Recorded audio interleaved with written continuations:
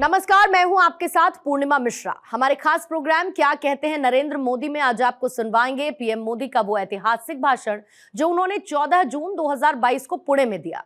अपने भाषण में प्रधानमंत्री ने कहा कि हमें गर्व है कि हम दुनिया की प्राचीनतम जीवित सभ्यताओं में से एक है और इसका श्रेय अगर किसी को जाता है तो वो भारत की संत परंपरा को है, भारत के ऋषियों मुनियों को है, क्योंकि हर युग में हमारे यहाँ देश और समाज को दिशा देने के लिए कोई ना कोई महान आत्मा अवतरित होती रही है।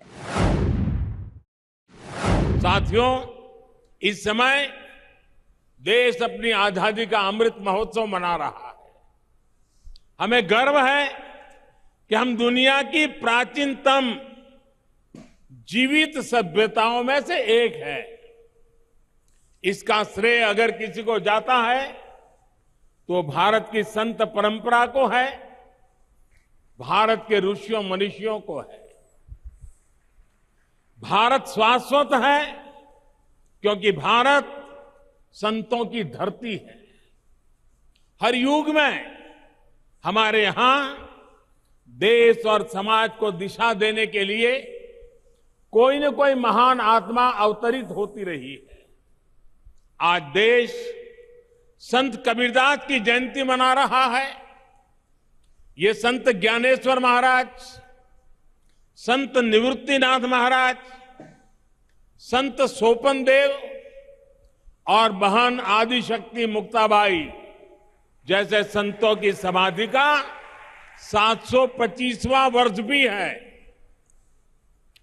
ऐसी महान विभूतियों ने हमारी शाश्वतता को सुरक्षित रखकर भारत को गतिशील बनाए रखा। संत तुकाराम जी को तो संत बहिणाबाई ने संतों के मंदिर का कलश कहा है। उन्होंने कठिनाई और मुश्किलों से भरा जीवन जिया। अपने समय में उन्होंने अकाल जैसी परिस्थितियों का सामना किया। संसार में उन्होंने भूख देखी, भूखमरी देखी। दुख और पीड़ा के ऐसे चक्र में जब लोग उम्मीद छोड़ देते हैं तब संत तुकाराम जी समाज ही नहीं बल्कि भविष्य के लिए भी आशा की किरण बनकर उभरे। उन्होंने अपने परिवार की संपत्ति को लोगों की सेवा में समर्पित कर दिया। ये शिला उनके उसी त्याग और वैराग्य की साक्षी है। साथियों, संत तुकाराम जी की दया, करुणा और सेवा का बोध उनके अभंगों के रूप में आज भी हमारे पास है। इन अभंगों ने हमारी पीढ़ियों को प्रेरणा दी है।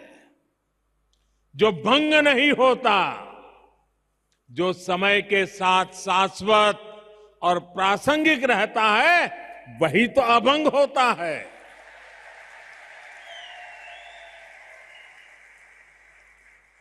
आज भी देश जब अपने सांस्कृतिक मूल्यों के आधार पर आगे बढ़ रहा है तो संत तुकाराम जी के अभंग हमें ऊर्जा दे रहे हैं, मार्ग दिखा रहे हैं। संत नामदेव, संत एकनाथ, संत सावता महाराज, संत नरहरि महाराज, संत सेना महाराज, संत गौरोबा काका, संत चोखा मेला, इनके प्राचीन अभंगों से हमें नित नई प्रेरणा मिलती है। आज यहां संत चोखा मेला और उनके परिवार द्वारा रचित सार्थ अभंग गाथा के विमोचन का भी मुझे सौभाग्य मिला है। इस सार्थ अभंग गाथा में इस संत परिवार की 500 से ज्यादा अभंग रचनाओं को आसान भाषा में अर्थ सहित बताया गया है। भाइयों और बहनों, संत तुकाराम जी कहते थे, ऊंच नीच काहि नेणे भगवंत, अर्थात समाज में ऊंच नीच का भेदभाव, मानव मानव के बीच फर्क करना, ये बहुत बड़ा पाप है। उनका ये उपदेश जितना जरूरी भगवत भक्ति के लिए है, उतना ही महत्वपूर्ण राष्ट्र भक्ति के लिए भी है, समाज भक्ति के लिए भी है। इसी संदेश के साथ हमारे वारकरी भाई बहन हर वर्ष पंढरपुर की यात्रा करते हैं। इसलिए आज देश सबका साथ, सबका विकास, सबका विश्वास, सबका प्रयास के मंत्र पर चल रहा है। सरकार की हर योजना का लाभ हर किसी को बिना भेदभाव मिल रहा है। वारकरी आंदोलन की भावनाओं को सशक्त करते हुए देश महिला सशक्तिकरण के लिए भी निरंतर प्रयास कर रहा है। पुरुषों के साथ उतनी ही ऊर्जा से वारी में चलने वाली हमारी बहनें पंडरी की वारी अवसरों की समानता का प्रतीक रही है। साथियों, संत तुकाराम जी कहते थे, जेका रंजले गांजले, जेका रंजले गांजले, त्यासी मणे जो आपुले, तोची साधु ओळखवा, देव तेथेची जाणवा। यानी समाज की अंतिम पंक्ति में बैठे व्यक्ति को अपनाना, उनका कल्याण करना, यही संतों का लक्षण है। यही आज देश के लिए अंत्योदय का संकल्प है, जिसे लेकर देश आगे बढ़ रहा है। दलित, वंचित, पिछड़ा, आदिवासी, गरीब, मजदूर, इनका कल्याण आज देश की पहली प्राथमिकता है। भाइयों और बहनों, संत अपने आप में एक ऐसी ऊर्जा की तरह होते हैं जो भिन्न भिन्न परिस्थितियों में समाज को गति देने के लिए सामने आते हैं। आप देखिए, छत्रपति शिवाजी महाराज जैसे राष्ट्र नायक के जीवन में भी तुकाराम जी जैसे संतों ने बड़ी अहम भूमिका निभाई है। आजादी की लड़ाई में वीर सावरकर जी को जब सजा हुई, तब जेल में वो हथकड़ियों की चीपली जैसा बजाते हुए तुकाराम जी के अभंग गाया करते थे। अलग अलग कालखंड, अलग अलग विभूतियां, लेकिन सबके लिए संत तुकाराम जी की वाणी और ऊर्जा उतनी ही प्रेरणादायक रही। यही तो संतों की वो महिमा है जिसके लिए नेति नेति कहा गया है। साथियों, तुकाराम जी के इस शिला मंदिर में प्रणाम करके अभी आषाढ़ में पंढरपुर की जी यात्रा भी शुरू होने वाली है। चाहे महाराष्ट्र में पंढरपुर यात्रा हो या उड़ीसा में भगवान जगन्नाथ जी की यात्रा, चाहे मथुरा में व्रज की परिक्रमा हो या काशी में पंचकोशी परिक्रमा, चाहे चार धाम यात्रा हो या चाहे फिर अमरनाथ जी की यात्रा, ये यात्राएं हमारी सामाजिक और आध्यात्मिक गतिशीलता के लिए ऊर्जा स्रोत की तरह है। इन यात्राओं के जरिए हमारे संतों ने एक भारत श्रेष्ठ भारत की भावना को जीवंत रखा है। विविधताओं को जीते हुए भी भारत हजारों वर्षों से एक राष्ट्र के रूप में जागृत रहा है, क्योंकि ऐसी यात्राएं हमारी विविधताओं को जोड़ती रही है।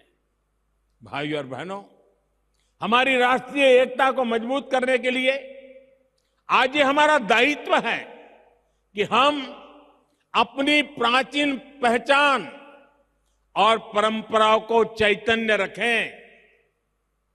इसलिए आज जब आधुनिक टेक्नोलॉजी और इंफ्रास्ट्रक्चर भारत के विकास का पर्याय बन रहे हैं, तो हमें ये सुनिश्चित कर रहे हैं कि विकास और विरासत दोनों एक साथ साथ आगे बढ़े। आज पंढरपुर पालकी मार्ग का आधुनिकीकरण हो तो चार धाम यात्रा के लिए भी नए हाईवे बन रहे हैं। आज अयोध्या में भव्य राम मंदिर भी बन रहा है। काशी विश्वनाथ धाम परिसर भी अपने नए स्वरूप में उपस्थित है और सोमनाथ जी में भी विकास के बड़े काम किए गए हैं। पूरे देश में प्रसाद योजना के तहत तीर्थ स्थानों और पर्यटन स्थलों का विकास किया जा रहा है। महर्षि वाल्मीकि जी ने रामायण में भगवान राम से जुड़े जिन स्थलों का जिक्र किया है, रामायण सर्किट के रूप में उनका भी विकास किया जा रहा है। इन 8 वर्षों में बाबा साहब आंबेडकर के पंच तीर्थों का भी विकास हुआ है। चाहे महू में बाबा साहेब की जन्मस्थली का विकास हो, लंदन में जहां रखकर वो पढ़ा करते थे उस घर को स्मारक में बदलना हो, मुंबई में चैत्य भूमि का काम हो, नागपुर में दीक्षा भूमि को अंतर्राष्ट्रीय स्तर पर विकसित करने की बात हो, दिल्ली में महापरिनिर्वाण स्थल पर मेमोरियल का निर्माण हो, ये पंचतीर्थ नई पीढ़ी को बाबा साहब की स्मृतियों से निरंतर परिचित करा रही है। साथियों, संत तुकाराम जी कहते थे, असाध्यते साध्य करीता सायास। असाध्यते साध्य करीता सायास, कारण अभ्यास तुकामणे। अर्थात अगर सही दिशा में सबका प्रयास हो तो असंभव को भी प्राप्त करना संभव हो जाता है। आज आजादी के 75वें साल में देश ने 100% लक्ष्यों को पूरा करने का संकल्प लिया है। देश गरीबों के लिए जो योजनाएं चला रहा है, उन्हें बिजली, पानी, मकान और इलाज जैसी जीवन की जीने की मौलिक जरूरतों से जोड़ रहा है। हम उन्हें 100% लोगों तक पहुंचाना है। इसी तरह देश ने पर्यावरण, जल संरक्षण और नदियों को बचाने जैसे अभियान शुरू किए हैं। हमने स्वस्थ भारत का संकल्प लिया है। हमें इन संकल्पों को भी 100% पूरा करना है। इसके लिए सबके प्रयास की, सबकी भागीदारी की जरूरत है। हम सभी देश सेवा के इन दायित्वों को अपने आध्यात्मिक संकल्पों का हिस्सा बनाएंगे तो देश का उतना ही लाभ होगा। हम प्लास्टिक मुक्ति का संकल्प लेंगे, अपने आसपास झीलों, तालाबों को साफ रखने का संकल्प लेंगे तो पर्यावरण की रक्षा होगी। अमृत महोत्सव में देश ने हर जिले में 75 अमृत सरोवर बनाने का भी संकल्प लिया है। इन अमृत सरोवरों को आप सभी संतों का आशीर्वाद मिल जाए, उनके निर्माण में आपका सहयोग मिल जाए तो इस कार्य की गति और बढ़ जाएगी। देश इस समय प्राकृतिक खेती को भी मुहिम के रूप में आगे बढ़ा रहा है। ये प्रयास वारकरी संतों के आदर्शों से जुड़ा हुआ है। हम कैसे प्राकृतिक खेती को हर खेत तक ले जाएं, इसके लिए हमें मिलकर काम करना होगा।